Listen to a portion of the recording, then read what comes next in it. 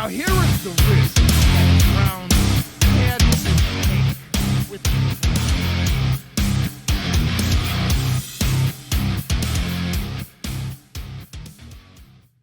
I love you, Cleveland. And I love you, Ohio. And a very pleasant welcome to this week's version of Bonus Time with Drennan here on the Big Play Sports Network, brought to you by our good friends at FanDuel.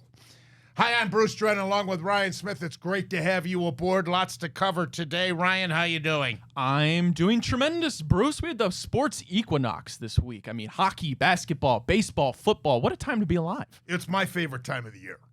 A lot of people prefer the spring, but I think this is the best time of the year for sports. Got the World Series, is NFL, college well underway.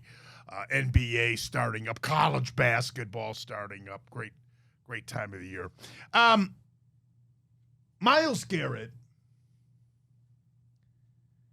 became only the third player in NFL history to have 10 or more sacks in 8 consecutive seasons with this loss to New England. He joins Hall of Famers Reggie White and John Randall, who both wound up with 9 consecutive seasons of 10 or more. Garrett, the Browns' superstar defensive end, finished this game with a career-high and franchise record 5 sacks. And if you recall, before the season started, I reported to you that I had a source who informed me that the Browns were talking to the Dallas Cowboys about a trade that would have brought Dak Prescott here to Cleveland. Now, of course, that deal did not come about, but consider this. I also was informed by that source back then that the Browns sat down with Garrett and shared that they were in talks with Dallas to try to improve the quarterback situation, and shortly thereafter that meeting, he signed his extension. He didn't sign that extension because the Browns said to him, "We're bringing back Joe Flacco." So, how do you think Garrett feels now? That reality has set in, that the Browns will once again wind up this year as one of the worst teams and least relevant franchises in the entire NFL. I'll tell you how he feels. You could see it at the end of the game when he slammed his helmet down on the sideline when he was taken out of the game, which was lost anyway. I understand that. But that wasn't just his slamming of that helmet wasn't just because of not getting in for that last couple of minutes. That was a culmination of frustration, I guarantee you. You know, to prove how bad things are for our team, after the embarrassing safety, the Browns pulled off a successful onside kick. My God, they started celebrating like they had just won the AFC Championship. The score of the game was 32-13 when that onside kick was recovered, and there was only a little over 4 minutes to go in the game. They're going.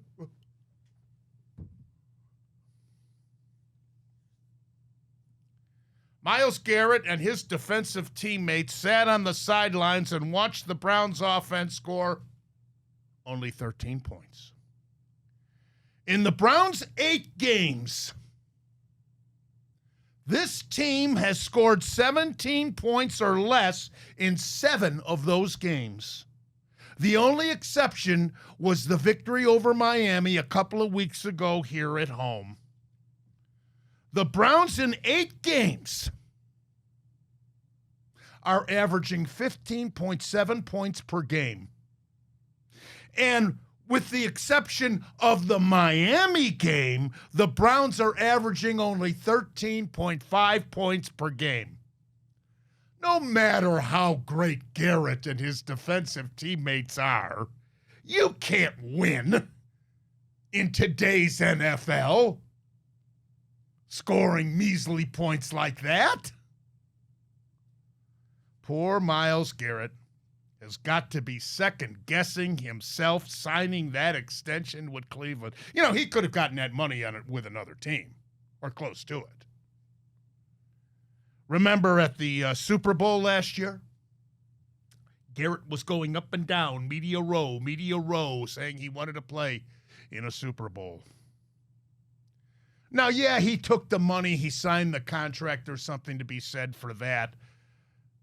But I hate to say this, but Myles, unfortunately, appears to be destined to join an elite group of great professional athletes who never got to play for a championship. Namely, Ernie Banks of the Chicago Cubs in baseball, Ken Griffey Jr. of the Seattle Mariners in baseball, Rod Carew, those guys from the major leagues. In the NFL, Barry Sanders never played in a Super Bowl from Detroit. Our own Joe Thomas didn't even come close to playing in a Super Bowl.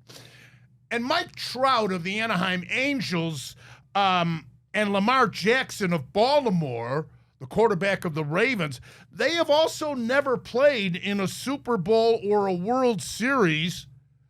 Johnson still has a chance, but I'm afraid that Trout and our own Myles Garrett never will. Ryan. Yeah, I mean, I understand Myles' frustrations, and I totally get it. And there's a discussion point. People are like, well, did he really have to sign the deal? And I understand he could have sat out for a year. I do think the Browns were pretty dug in. They weren't going to deal him. They wanted him to be part of the future because they're smarter than everybody and thought they had a plan in place. And for Myles Garrett, if you want to be one of the greatest to ever do it, and he's certainly on that trajectory, he can't really afford to take a season off, as good as he is, to get up to those numbers of the Reggie Whites of the world. You know, Myles Garrett and Bruce, I can't really attest to this, but at least from my experience and reading books and all that good stuff, sorting the internet, the only person who's really come close to in a Cleveland Browns uniform as dominant as he was the great late Jim Brown. And it's kind of like the Jim Brown of our era. He's going to retire. He's going to go right to Canton. He's going to be one of the greatest, if not ever, to do it at his position. I understand the frustration. Me personally, I have to watch that slop as well, and I'm not getting paid millions of dollars. And yes, you could say he's putting his body on the line. Totally justified. But for Myles Garrett, sorry, man, it sucks. It's exactly like you said. Mike Trout is the most common comparison I can make for my day and age of watching sports. A guy who has some of the most God-given abilities I've ever seen, an athletic freak. And at the end of the day, he's probably going to have 0 rings for it. Now, a lot of these players, they'll say they would trade their personal accomplishments for Super Bowls, and I think Myles Garrett, just last year, you saw Saquon Barkley leave the New York Giants. That's probably the most similar compared team you can make to the Browns and how bad they've been post-Eli Manning. Myles Garrett's probably going to waste away his career here in Cleveland. He'll be in Canton. He'll have a gold jacket. He'll probably get another Defensive Player of the Year before it's all said and done. But you're right, Bruce. It's another example of one of the best athletes we've ever seen wasted away in a city like Cleveland.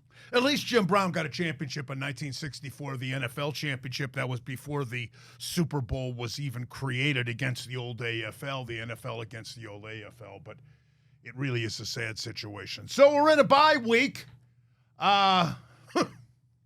I don't know if I should say thank God or what, but we're in a bye week. They can't lose this weekend, that's for sure.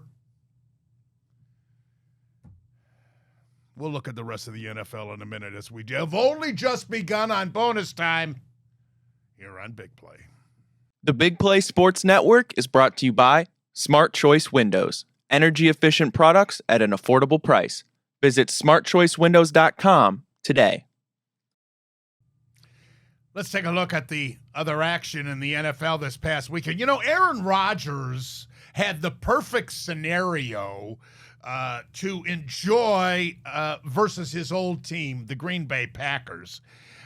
He was the quarterback of the first-place Pittsburgh Steelers, and the game was home in front of the thousands of Steelers faithful.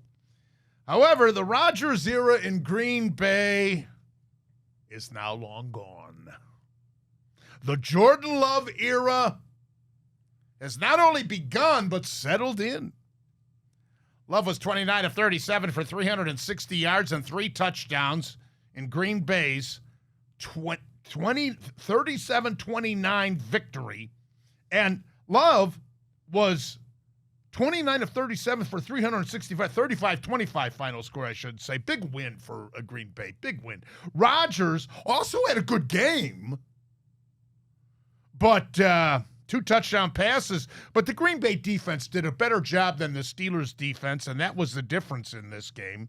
This Pittsburgh loss exemplifies how winnable the AFC North actually is, which is even more of a sad statement for our Cleveland Browns this season.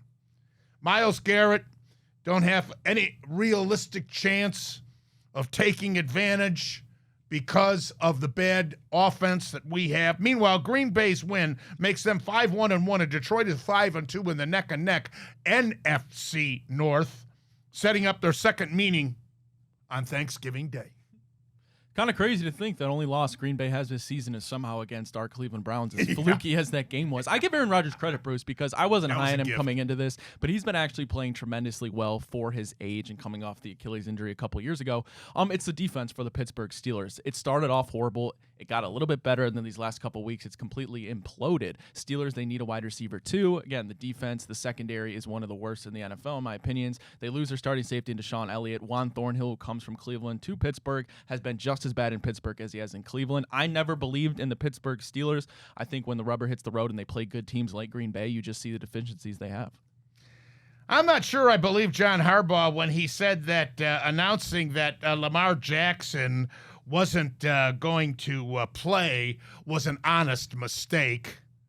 However, former Brown quarterback Tyler Huntley aroused the Ravens fans with a fabulous backup quarterback performance in Baltimore's 30-16 thrashing of the Chicago Bears.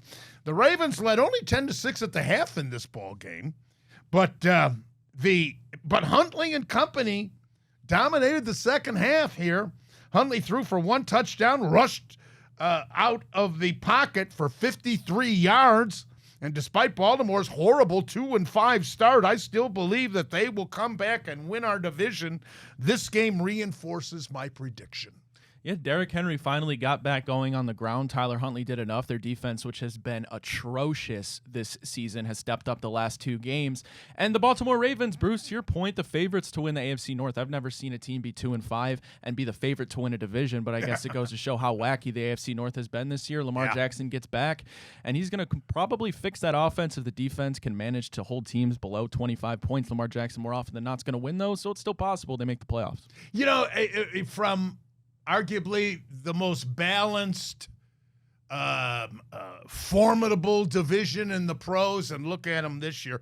And here's another one. Former Browns quarterback Joe Flacco had another really good game, but fell shy of giving Cincinnati a win while Joe Burrow continues to heal and watch from the sidelines. The New York Jets finally have won a game. A thrilling 39-38 victory for Justin Fields, who engineered the Jets to an amazing 502-yard performance. Breece Hall rushed for 138 yards and 2 touchdowns, helping Fields give New York their first win of the year. Cincinnati falls to 3-5. Yeah, much needed win for the New York Jets. Obviously, Aaron Glenn, they were looking to repeat what the Browns did and go 0-16 about a decade ago, but a good win. He needed it. I still don't know if he's going to be their coach next year. Might be a one and done. You had Woody Johnson, the owner, coming out, calling out the quarterbacks. Justin Fields talked about an emotional press conference. He sat in his closet and cried. He needed that win, maybe more than anybody on that roster. It was good to see, and it's good to see them knock the Bengals off anytime I can. Patrick Mahomes and the Kansas City Chiefs are back. You better believe it. A convincing 28-7 victory over Washington at Arrowhead, and once again, the Commanders were without quarterback Jaden Daniels. the Commanders are in a serious jeopardy right now of making the playoffs this year, especially because the Super Bowl champion Philadelphia Eagles seem to have righted themselves with another impressive victory, 38-20, over the New York Giants. The Eagles are now 6-2 and are on the verge of coasting to another divisional crown. Hurts threw for 4 touchdown passes. Saquon Barkley rushed for 150 yards and 1 touchdown, Ryan. Yeah, Eagles got a big win against the Giants after they took them down last week on 2 weeks ago, I should say, on prime time. For the Giants, boy, their season was looking on the up and up after that game. Jackson Dart breathing some life into that franchise. Then Cam Scatterbo goes down with a horrible injury. He'll be out the rest of the year. Just a brutal blow for a franchise that looked like they, like I said, on the come up. Brian Dable, who knows what the future holds for him if they continue to lose games. I think they like what they see out of Jackson Dart. I certainly do, but it's probably just a year or two too early for the Giants to get back on track. Yeah, too bad about Scatterbo. He was off to a good start, too. Former Ohio State Buckeye C.J. Stroud is getting his Texans back into the wild card picture. With their 26-15 victory over San Francisco, Stroud had a season-high 318 yards and passed for 2 touchdowns. Woody Marks and former great running back Nick Chubb, former Browns great running back Nick Chubb, combined for 118 yards rushing, and Stroud himself ran for 30 yards in this victory. Yeah, it's C.J. Stroud by far his best game since his rookie season, which is crazy to think about. He finally got some protection up front, and this was without Nico Collins, too. Jalen Noel had a great game. Jaden Higgins, they're getting more involved, the 2 first-rounders they took in last year's draft. Maybe a little bit too big of a hole they dug early in the season to get back into that wild card spot because the Colts are certainly going to run away with that division. But if you're a Houston Texans fan, trending in the right direction. Yeah, and speaking of the Colts, Daniel Jones and Jonathan Taylor are running away with the AFC South race right now.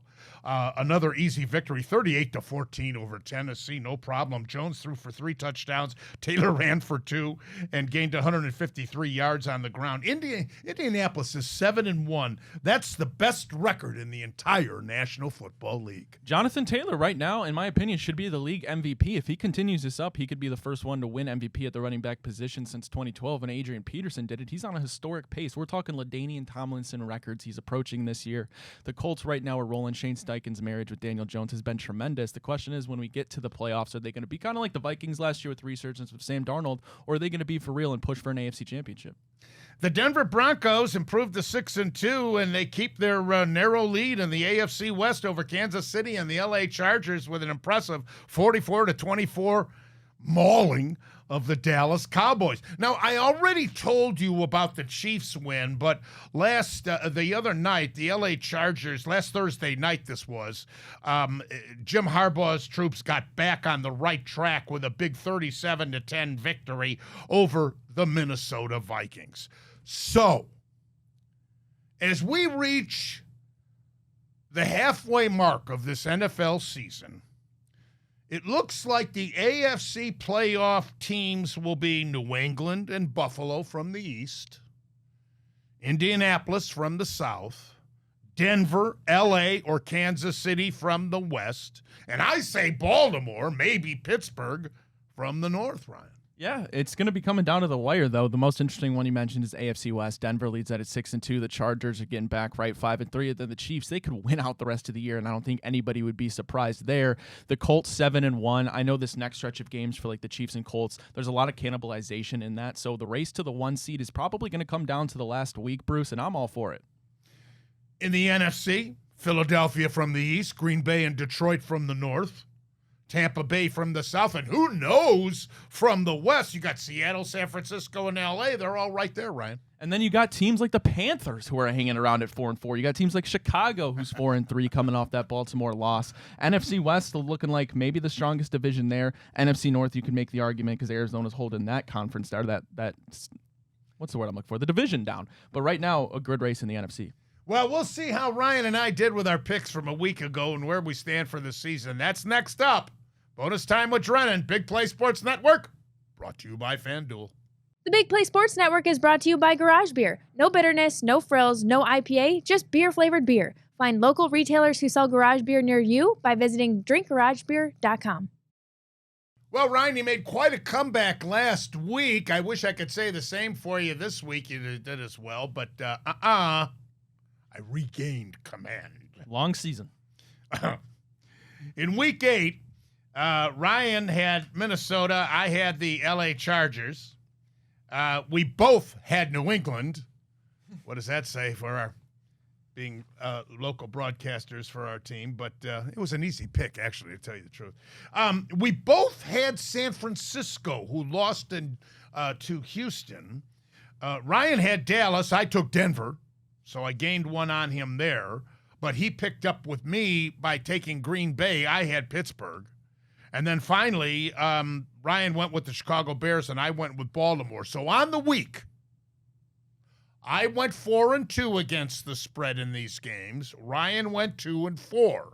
So on the season, I'm now 23-20 against the spread, and Ryan is 21-22. Now, I pick the games, and I try to pick, the best matchups, the most marquee matchups, like the network choosing what they're going to televise nationally for us. And so there's so many other games that we could be handicapping, but I like to pick the top ones. So with that being said, week 9, the Browns are in bye week. So let's take a look and start with Denver getting 1.5 at Houston. I'll let you start, Ryan. Yeah, I got to go with the Broncos. I should have went with them last week. Dak Prescott did not play well for the first time this season, but I'm going with the Broncos. The defense stepped up. It's kind of what I've been waiting for. The Broncos, the offense hasn't been the issue. It's been the defense, surprisingly, which wasn't what I thought was going to be the case. I like the fact that the Houston is coming off of a win, in fact, because they're still pretty desperate, but give me the Broncos in this one. I debated on this a lot because obviously that was a nice win for Houston last week. Stroud, I mentioned, has got his team back in the playoff picture. They're going to be at home for this game. But the bottom line to me, Ryan, Denver's a better team. Way better. And they're getting 1.5. I got to take the Broncos. All right, next, Indianapolis is -3 at Pittsburgh. I'll say I learned my lesson last week. I'll take Indianapolis. Now watch Pittsburgh will pull off the upset. No, Indianapolis, I'm taking the Colts as well with you. They have the best offense right now in the NFL. Again, I mentioned earlier in the segments, Steelers' defense is not very good. I expect Jonathan Taylor to run all over them in Pittsburgh. Give me the Colts to roll over by a touchdown. Kansas City is on the road. They are the favorite by 1.5. Now, these lines can fluctuate, obviously. As of the recording of bonus time here on Big Play, that was the line. Kansas City -1.5 at Buffalo. I'm going to go with the Bills in this one, Ryan. Oh, this is a really tough one to pick. If you look at the history of the regular season, Josh Allen, it's really the only time he can beat Patrick Mahomes. But the Chiefs are red hot. Bills, you've seen them get exposed the last couple of weeks. This feels like a must win for the Bills if they want to go ahead and try to win that division over the Patriots. I'll roll with the Bills as well, Bruce. I think desperation wins this one. Yeah, and you made the key point to me, too, was regular season and postseason are two different animals. And Buffalo's had success against Kansas City, even in Arrowhead, but this one is at home. So I don't even think it matters what the weather's going to be like. Not that they're expecting a blizzard or anything, but you could get it any time in Buffalo, as we know. And we're only handicapping 4 games this week. The last one is the Chicago Bears -2.5 on the road at Cincinnati. Ryan. Yeah. Both teams coming off a loss. The Bengals, their offense isn't the problem anymore with Joe Flacco. It's how bad their defense is. But again, against a what I think is bad defense for Baltimore, even though they stepped up recently, the Bears couldn't get it done. Bears need a win just as bad as the Bengals in this one. So I'll go again. Defense wins games, and the Bengals are one of the worst. Give me the Bears to cover by a field goal. Well, you're not going to gain any ground on me this week because I also like the Chicago Bears to bounce back after that embarrassment against Baltimore. And I agree with you wholeheartedly that their defense is superior to Cincinnati's. Williams can score on that defense, no question. I think Flacco will score too, but indeed I have to go with Chicago. Okay, there it is. Our picks for this week. When we come back, we will take a look at the new AP Top 25 and all of college football. Next on Bonus Time, Big Play. The Big Play Sports Network is brought to you by Fairway Ford, the largest inventory of new Ford trucks, the lowest pricing, and same hometown level of service. Visit fairwayfordohio.com today. Time to take a look at the new AP Top 25, and our Buckeyes were idle, of course. They're getting ready for their matchup this coming weekend against Penn State and revenge against Knowles, the defensive coordinator who fled to go with Franklin in Happy Valley. Buckeyes a 20.5-point favorite. Should be probably do know that game opened up at the beginning of the season as Ohio State favorite only by 4.5, and now they are 20.5-point favorites. Indiana's number 2. They are coming off a thrashing of UCLA 56-6. They're at Maryland, so they should have no problem staying undefeated and probably remaining in the number 2 position in the rankings. Number 3, Texas A&M with a win of 49-25 at LSU. After trailing 18-14 at halftime, Marcel Reed and his Aggies went ballistic in the second half, and they outscored LSU 35-7. Reed threw for 2 touchdowns and ran for 2, 13 rushes for 108 yards. However, I think he's a Heisman Trophy candidate without question. This was the first win at LSU for the Aggies since 1994. The Aggies are for real. They are, in my opinion, a very serious national championship contending team. And this lopsided loss caused LSU to fire head coach Brian Kelly. $50 million buyout. Don't feel sorry for him. Ryan?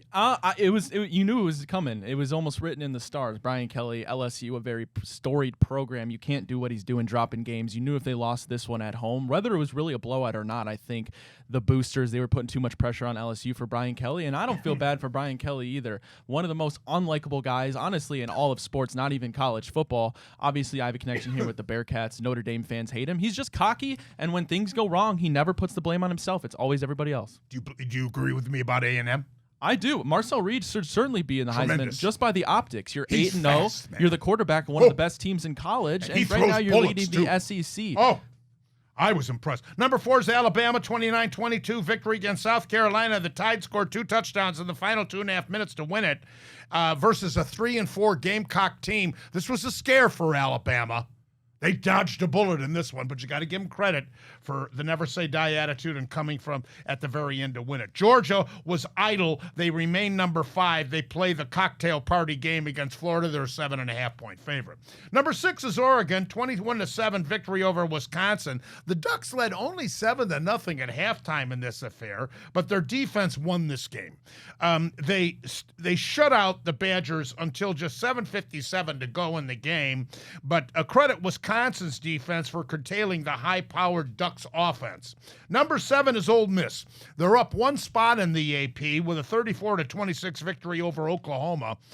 The Rebels quarterback Trinidad Chambliss threw for 315 yards and a touchdown, rushed for 53 yards. Lane Kiffin's Rebels put up 431 yards on a team that led the nation in total defense and ranked second in scoring defense. Ole Miss will play South Carolina Saturday at home, and Oklahoma down now to number 18 in this game in the rankings, 6-2. They're at Tennessee, and they're getting 3.5. Ryan. Trinidad Chambliss, ever since coming in, has been tremendous. They're probably kicking themselves because they do think they should be 8-0, choking that game away. Their only loss versus Georgia. The question for Lane Kiffin is he going to leave after this season? I think he's the favorite to take that Florida job. I wouldn't be surprised. So that's a story to watch. Right.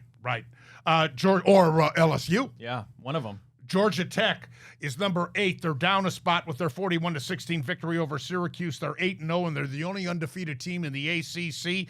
Saturday, they're at NC State. Number 9 is Vanderbilt. They're up a spot with a 17-10 victory over Missouri. Vandy at 7-1 has their best start since 1941. And I started that season at 8-1. First time that Vandy has won 7 in a row since 1915. 3 of their wins have come against top 25 teams, and that's a first for them. Missouri, meanwhile, falls to 6-2, and their quarterback, Prabula, has an ankle injury and will be out for a while. Vanderbilt is at Texas Saturday, and they are getting 3 points. Your thoughts on Vandy? Yeah, I mean, I'm not sold by any means. I don't think they're a contender for the national championship. I think that's safe to say. Diego Pavia is having a good year, but he's not at the elk of the guys that we've been accustomed to know. But we have seen them win both ways. They're able to score and they play scrappy defense. So right now, they certainly deserve to be in the playoff competition. Yeah, Diego Pavia, he's been all right. Yeah. All right, number 10 is a tie between Miami from the ACC. They beat up on Stanford 42-7.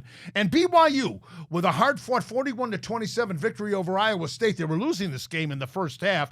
BYU, and they're undefeated at 8-0. BYU was at Texas Tech on November the 8th, and Miami is at SMU this coming Saturday. Number 12 is Notre Dame. They were idle. They're at Boston College this coming weekend. Number 13 is Texas Tech with a 42-0 win over Oklahoma State, rebounding after that first loss of the season to Arizona State a week ago. Number 20 is Texas. They're coming off a 45-38 victory against Mississippi State in overtime.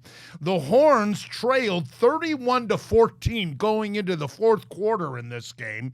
Manning was knocked out of this game in the OT despite the miraculous comeback. The Longhorns at 6-2 certainly don't look like a serious national championship contender. Remember this. They were preseason number 1. By the way, number 15, Virginia beat North Carolina 17-16. Bill Belichick's Tar Heels are now 2-5. And also, Washington knocked Brett Bielema's Fighting Illini of Illinois out of the top 25 with a 42-25 trouncing. All right, when we come back, we'll look at the World Series and our Cavaliers next. Bonus time with Drennan, Big Play Sports Network, brought to you by FanDuel. The Big Play Sports Network is brought to you by Lake Spur Marketing, connecting your brand to the right customers. Visit lakespurmarketing.com today. How about that historic 18-inning affair Monday night that saw Shohei Ohtani hit 2 home runs, 2 doubles, and get walked 5 times before who else? Freddie Freeman hit the game-winning home run, launched it into the center field stands, bottom of the 18th inning to give the Dodgers a 6-5 victory and the world champion Dodgers a 2-1 lead in the World Series. But the resilient come-from-behind Toronto Blue Jays answered with a 6-2 victory on Tuesday night against starting pitcher Ohtani to even up the series and guarantee that this World Series will go back to Rogers Center in Toronto for at least a Game 6, 7 if necessary. After the Dodgers took a 1-0 lead in the second inning, the Jays rallied for 2 in the third and 4 in the seventh to give former Indian Shane Bieber a very well-deserved victory. And their bullpen as well. That's all they needed, that 2-run inning and the 4-run inning to ice it for them. Toronto had 49 comeback victories during the regular season. That led the major leagues. And as much as we hear about Ohtani and Freeman, the Jays have their own superstar in Vladimir Guerrero. Guerrero's 2-run homer in the 7th inning makes him the clear choice for the World Series MVP if Toronto goes on to win this fall classic against the mighty Dodgers, dethroning them. Meanwhile, our old friend Shane Bieber went 5 1/3 innings, allowing 1 run, 4 hits, 3 strikeouts, including 2 of those against Ohtani. And, any comment on the World Series so far? Then I'm going to go a different direction. Just shout out to the Blue Jays, man. Complete grit to lose an 18-inning affair like that in the Fall Classic, to come back and win that game just speaks volumes. And call me crazy. Shohei Ohtani is doing stuff we've never seen before, without a doubt the greatest player to ever play the game. But, Bruce, how good is Freddie Freeman? I'm not sure if there's anybody in the majors I'd pick over Freddie Freeman if I had one last at-bat to get me a win. Yeah, he's clutch, no question about it. Brings back memories of Kirk Gibson in 1988 when he had that memorable home run and was going like this as he rounded the bases against the powerful Oakland A's back then. Hey, we got some good news for the Guardians. Pitching coach Carl Willis is returning for his 16th season. Willis initially was here under manager Eric Wedge from 03 to 09 before returning to Cleveland in 2018 to the present. So he's definitely one of the best in the business, and we're real glad that that announcement has been made. But back to the World Series, Game 5 tonight. We always record our show on a Wednesday, and it pits young Trey Yesavage against Blake Snell. So there you go. We shall see. What do you think, Ryan? I want the Blue Jays to win. I certainly hope they do. I know a lot of people are kind of a little bit jaded because of how many former Guardian players they have, but I'd love to see Shane Bieber pitching in the World Series. It's so well deserved. I like to see Andres Jimenez, who's had such an up and down career here in Cleveland, go perform a hit at the biggest stage. It's kind of nice to see. By the way, did you know, President Trump is in Asia, and in his stop to Japan, he was watching some of the World Series game with the Prime Minister of Japan, and guess who she was cheering for? I'm going to say the Dodgers. Obviously.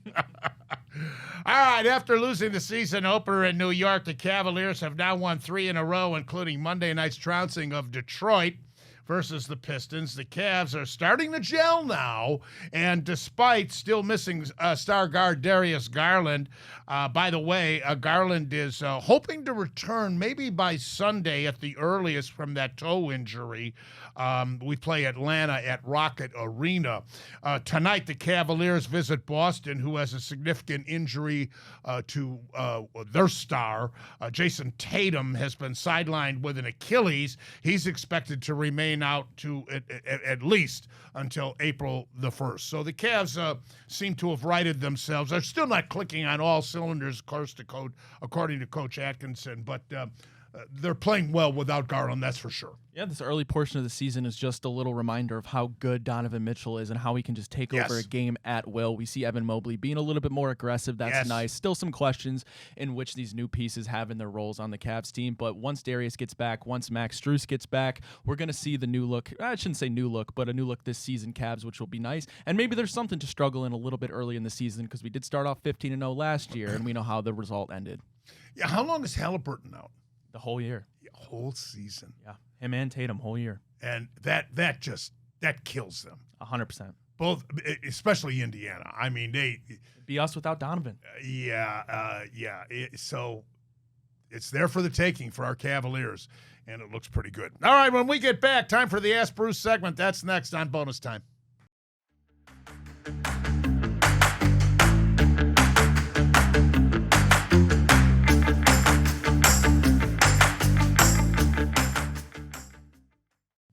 Wow, the time flew for this show, didn't it? My goodness gracious. Time for Ask Bruce. Fire away. Alrighty. Hey, Bruce. This one's from Andy. He always comes with the kind of snarky questions. I like it. Hey, Bruce, in lieu of the 18-inning affair on Monday night, which we just talked about, do you foresee and he puts in air quotes, brilliant, Commissioner Rob Manfred implementing the automatic runner at second base for the postseason in addition to the regular season?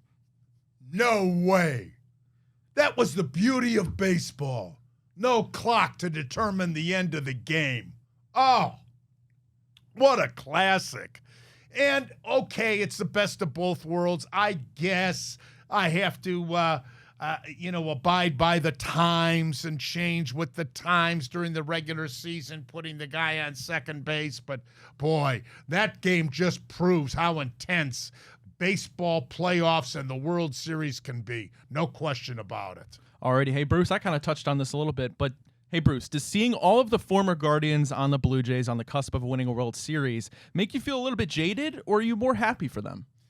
No, I mean, I'm happy for them. I mean, Clement, Straw, these guys. Yeah, but of course, it reminds me of back in the 50s when the Cleveland Indians made a lot of trades with the Chicago White Sox, and they went back and forth in the 50s with a lot of players playing for both teams. Seems like we've got that relationship now with Toronto because Shapiro's the president and CEO of operations there, and Russ Atkins is their general manager.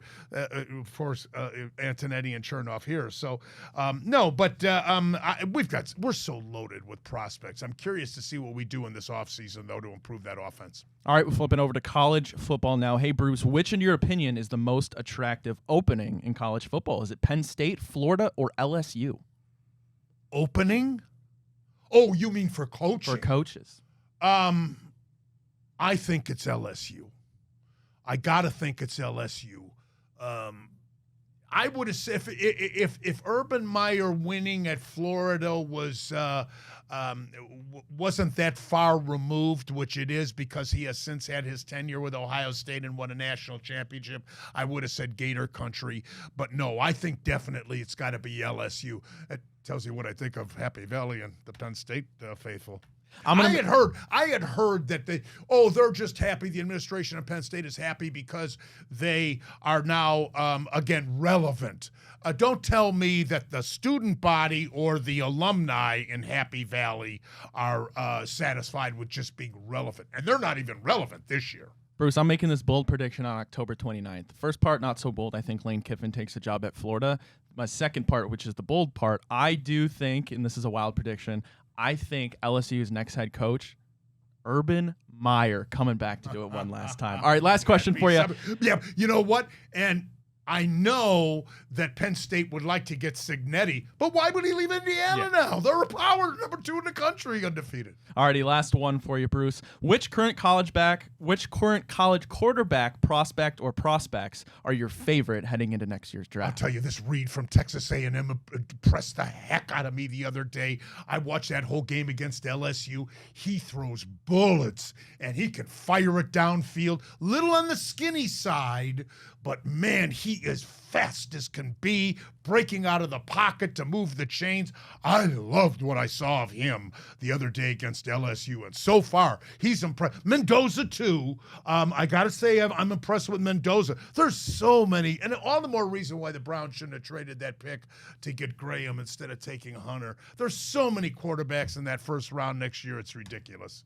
All right, that's all the time we have for this version of Bonus Time with Drennan here on the Big Play Sports Network. Hope you enjoyed the show.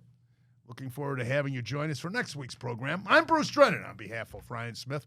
Have a great week. Enjoy all the sports. Browns are on a bye week, as I said earlier. They can't lose. So until next week, as always, and most importantly, you remember, I love you, Ohio, man. I love you, Cleveland.